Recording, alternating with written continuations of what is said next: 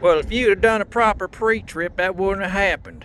You never know what's going to happen when you drive down the road. Of course, I did a pre-trip before I left, checked out all my tires, made sure that they were inflated to where they need to be. Started driving and this happens. Probably ran over a nail, got a hole in the tire, kaboom. These are 16-ply tires. These are not recaps, and these are Uniroyals, good brand tires. These things will last me about 2 years normally. But this is why I keep a tire already mounted on a rim, and I keep a 50-ton jack. A lot of people say 50 ton, that's overkill. Whenever you got 48,000 pounds up top, it comes in handy. You know, a little overkill sometimes not going to hurt anything. You don't want underkill, that's for damn sure. So let's get this thing off. I also keep a couple short 4x4s because the jack, it won't reach the axle. All right, we had to drive it up on a 2x4. We got a puppy over here. He wanted to say hi.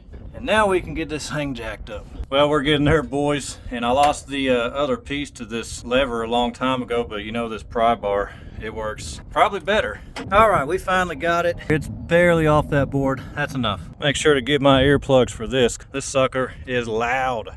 It kind of sucks. We're only down to 2 bars on this battery. Hopefully it's got enough juice.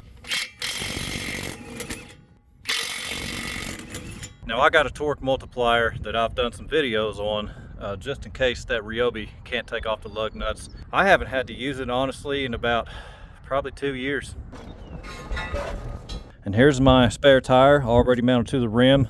Now I don't want to keep this tire on there because it's a brand new tire, so it's got a lot of tread on it. The other tire on there doesn't have a whole lot, meaning this tire is going to have a lot of pressure on it. So we want to get this changed as soon as possible. Good thing is we'll get this load off. It won't have a whole lot of pressure on it. Our valve stem is right down there, so that means the valve stem on this tire needs to be opposite it. Well, it's down here, so we're just going to go ahead and put it on the hub and then spin it. I'm going to go ahead and use this pry bar. There's that. Now we can spin it.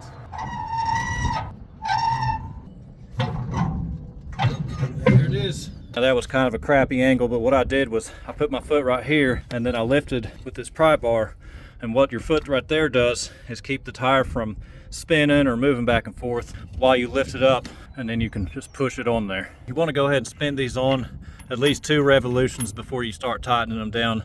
That way you're not going to cross thread anything. Go down here, opposite. Now we want to go over here. Remember, it's kind of a star pattern. So now we're going to go ahead and tighten these up about 4 to 5 seconds at a time with this thing, and that'll get them almost to where they need to be, surprisingly. So now all I need to do is torque these down. You can go to a torque calculator and you can figure out how much torque you're putting on a bar like this, and you can figure out where you need to put that weight. I think mine is about right here, and that puts 475 pound-feet on that bar.